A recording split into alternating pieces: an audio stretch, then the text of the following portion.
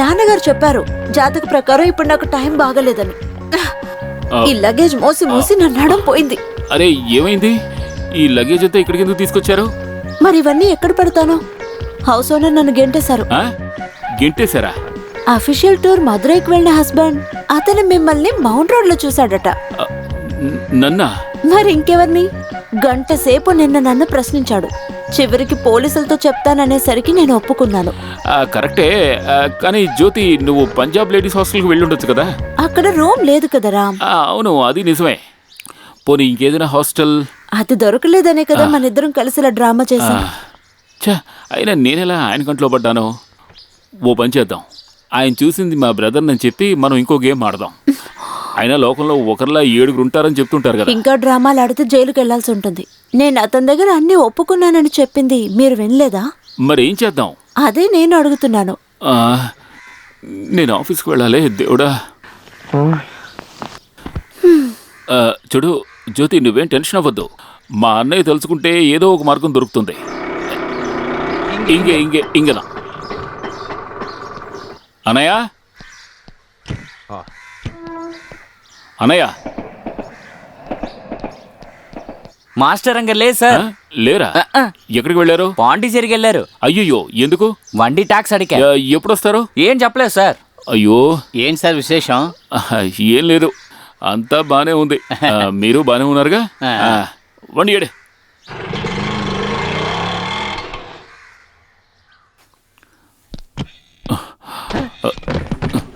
Nonsense. నాక్ చేయకుండా room లోకి వస్తావంటే? Sorry sir. సార్ మీకు లేడీస్ హాస్టల్, ఉమెన్స్ హాస్టల్ ఇలాంటి ప్లేసెస్తో మీకు ఏమైనా కనెక్షన్ ఉందా? What do you mean? అంటే ఆడవాళ్ళు ఉండే ప్లేస్లో అలాంటి ప్లేసెస్తో మీకు ఏమైనా కనెక్షన్ ఉంటే నాకు చాలా హెల్ప్ఫుల్గా ఉంటుంది.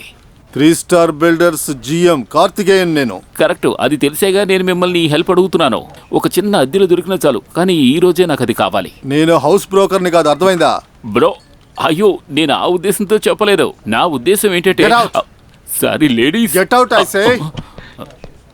సారీ, ఏ హాస్టల్కైనా తీసుకువెళ్తాం అనుకుంటే. ఏంటి సార్ చాలా టెన్షన్ గా ఉన్నట్టున్నారు? టెన్షనా? ఎవరికి? నాకా? అవును. ముझे तुमसे प्यार है, मुझे प्यार है, मुझे तुमसे प्यार है.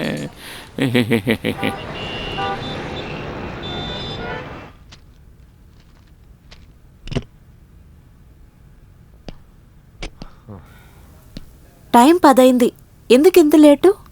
పాండి అన్నయ్య పాలచెరికి వెళ్ళాడట. పాండి అన్నా? కాదు, పాలన్నయ్య పాండిచేరికి వెళ్ళాడట కారుకి ట్యాక్స్ కట్టడానికి. ఫియట్ కార్ రిజిస్ట్రేషన్ అక్కడే. ఇప్పుడు పాండి అన్నయ్య కాదు, పాలన్నయ్య పాండిచేరి నుంచి రాకుండా ఏది జరిగేలా లేదు. పెద్ద ప్రాబ్లం అయింది. ఇప్పుడు ఏం చేయాలి? ఇక్కడ ఇంకో సంఘటన జరిగింది. చాలా ఆకలిగా ఉందని ఏదైనా తిందామని బయటకు వెళ్ళాను. తిరిగి వచ్చి డోర్ తెరిచేసరికి పక్కనున్న ఫ్లాట్ లేడీ ఎవరు ఏంటి అని చాలా ప్రశ్నలు అడిగింది. ఇంకో 2 వచ్చే క్వశ్చన్స్ అడిగారు. నేను రామ్ భార్యనని వాళ్ళతో చెప్పేశాను. My God. అలాగే కదా మన ఆ ఇంట్లో కూడా చెప్పాం. అయితే మాత్రం అది ఇక్కడ భార్యని ఎందుకు చెప్పావు? ఇదో పెద్ద గొడవ అయిపోయిందే. ఏదో ఒక అమ్మాయి మీ ఫ్లాట్ లో ఉంటుందని చెప్తే అది ఇంకా పెద్ద సమస్య కదా. అవును, సడన్ గా అలాగే చెప్పాలనిపించింది. అది కరెక్టే, కానీ నేను అయ్యో ఎవరైనా వచ్చి అడిగితే నేను లేనని చెప్పు.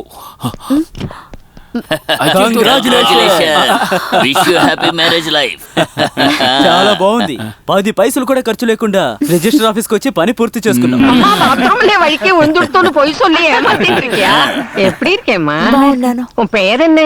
జ్యోతి మేనన్. அப்பா மக்கள்லாம் தெரியாம இப்படி திருட்டு கல்யாணம் பண்ணலாமா?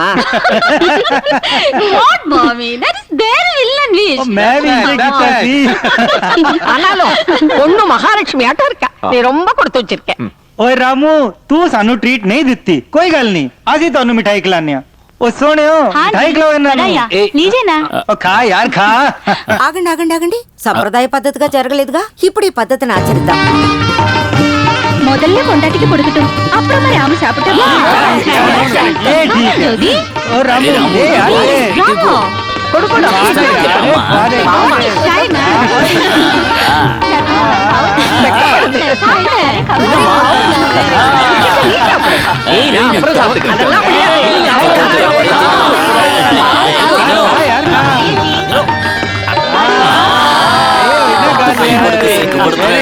Very good very good. Honeymoon trip ఎంగ రాము? అది నేను రేపు నిర్ణయిస్తాను, విషయం మీకు చెప్తాను.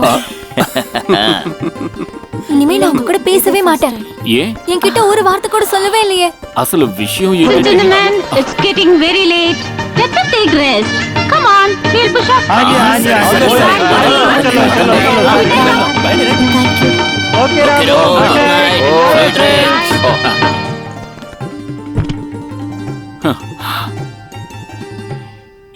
ఇక నిజంగా పెళ్లి చేసుకోవాల్సి వచ్చినప్పుడు నేను ఈ ఊరు వదిలి పారిపోవలసిందే. I'm sorry Ram. హా, జాతకం ప్రకారం ఇప్పుడు కష్టకాలం నాకు అనుకుంటాను. పోన్లే పర్వాలేదు, చెడ్డ పేరు తెచ్చుకోవడం కంటే ఇదే బెటరు. ఇంక ఇప్పుడు ఆలోచించడానికి ఏమీ లేదు. నువ్వు ఆ బెడ్రూమ్లోకి వెళ్ళి తలుపు వేసుకుని నిద్రపో. అయ్యో వద్దు, నేను ఇక్కడే అడ్జస్ట్ చేసుకుంటాను. అదేం బాగోదు. ఏది ఏమైనా నువ్వు గెస్ట్ కదా. ప్లీజ్ మీరు వెళ్ళి పడుకోండి, నేను ఇక్కడే సెటిల్ అయిపోతాను. Good night. నేను డోర్ లాక్ చేసుకుంటాను, అప్పుడే నాకు గురక శబ్దం వినిపించదు. Good night.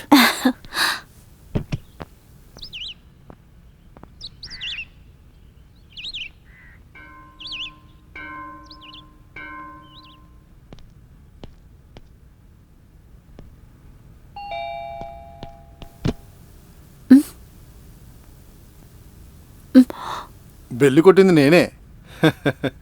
తలుపు తెరిచిన వెంటనే నన్ను చూడకూడదనే నేను కొంచెం దూరంగా నిలబడ్డా. నేను సెక్యూరిటీ, తెలుగోడినే. ఇదిగోండి. ఎప్పుడు పాల ప్యాకెట్లు నేను ఇక్కడ పెట్టేసి వెళ్ళిపోతా. మేడం పేరేంటి? జ్యోతి. నేను అడిగినప్పుడల్లా ఊళ్ళో అమ్మాయిలు చూస్తున్నారు, అమ్మాయిని చూస్తున్నారు అనేవారు. ఇది నాతో చెప్పనే లేదు. ఏ ఊరు మీది? ఊరు చిత్తూరు పక్కన. మా ఊరు కొవ్వు. ఊరు కొవ్వా? మా ఊరు కొవ్వు కాదు, మా ఊరు కల్లూరు డిస్ట్రిక్ట్ లోని ఒక ఊరు. నేను ఆ కాలంలో సినిమాల్లో యాక్ట్ చేద్దామని వచ్చాను. తర్వాత కొద్దిగా యాక్ట్ చేశాను. పరాశక్తి సినిమాలో శివాజీ సారు ఒక కాలుతో రిక్షాని ఇలా కొట్టి ఒక చేత్తో పట్టుకొని ఒక బీడీ తాగే సీన్ ఉంది. ఆ బీడీ నేనిచ్చిందే. అరుణాచలం స్టూడియో ప్రొడక్షన్ వాళ్ళు త్వరగా బీడీ వెలిగించాలి కదా, అప్పుడు నేనిచ్చాను. శివాజీ సార్ ఏమి యాక్షన్! అబ్బా. ఇప్పుడు టీవీలో పరాశక్తి చూసేటప్పుడు నా బీడీనే నేను చూస్తాను. నేను రెడీ అవ్వాలి, ఆఫీస్కి టైం అవుతుంది. ఓ సరే. అయ్యో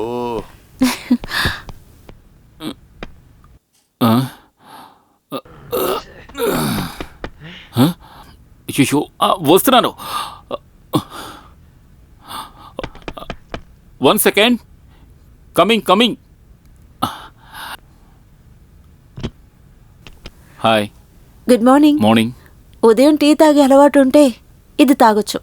అయ్యో, ఇది ఎవరు పెట్టారు? ఐఎమ్ సారీ, నేను లేవడం ఎప్పుడూ లేటే. ఓ గెస్ట్గా వచ్చి నువ్వే టీ పెట్టుకోవడం అంటే ఛే. It's okay. గ్యాస్ ఉంది కదా? ఓ మొన్నే కదా కొత్త సిలిండర్ తెచ్చిపెట్టారు. నిద్ర బాగానే పట్టిందా? బాగా చెప్పారులేండి. హాస్టల్ మేట్ ఆఫీస్ రూమ్ లో కబోర్డ్లకు మధ్య పడుకున్న నేను ఇక్కడ పడుకోవడం స్వర్గమే. నా గురక శబ్దం వినిపించలేదు. చాలా సంతోషం. ఈ ఫ్లాట్ అద్దెంత? అది మెయింటెనెన్స్, వాటర్ అన్ని కలుపుకుని 3000. అదేం ఎక్కువ కాదు. అవును, ఎక్కువేం కాదు. ఇది కూడా మా అన్నయ్య ఏర్పాటు చేశారు. ఆడవాళ్ళకే కాదు, ఒంటరిగా ఉన్న మగవాళ్ళకు కూడా ఇక్కడ ఎవరు ఇళ్ళు అద్దెకివ్వరు. కష్టమే. సిటీ అన్న పేరుతో ప్రయోజనం ఏముంది? ఢిల్లీ, బాంబే ఇంత కన్సర్వేటివ్ కాదు. నేను ఒక విషయం చెప్తే మీరు బాధపడతారా? బాధపడే విషయం అయితే ఎవరైనా బాధపడతారుగా. ఏదేమైనా నేను చెప్పి చూస్తాను. చూడండి, నేను మీకు ఒక 1500 ఇస్తాను. ఓహో, ఇది నిజంగా బాధ పెట్టే విషయమే. ఒక్కరోజు ఇక్కడ ఉన్నందుకు నేను మీ దగ్గర 1500 రూపాయలు తీసుకోవడమా? స్టార్ హోటల్ వాళ్ళు తీసుకున్నట్టుగా నేను తీసుకోవడం న్యాయం కాదు. అది కాదు, మీకు తెలుసుగా, ఊళ్ళో ఉన్న మా ఇంట్లో జాతర జరిగే సమయంలో పరాయి ఊరు నుంచి ఎంతో మంది వచ్చి మా ఇంట్లో ఉంటూ ఉంటారు. వాళ్ళకి మేము ఫుడ్ కూడా పెడుతుంటాం. బట్ ఫుడ్ పెట్టినందుకు ఉన్నందుకు వాళ్ళ దగ్గర మేము పైసా కూడా తీసుకోం. అదే మా సాంప్రదాయం. నా ఉద్దేశం దేనికైనా ఒక లిమిట్ ఉంటుంది కదా. చెప్పేది వినండి రామ్. చెప్పండి. 2-3 నెలల తర్వాత నాకు ట్రాన్స్ఫర్ వస్తుంది. ఆలోగా మళ్ళీ ఒక డ్రామా.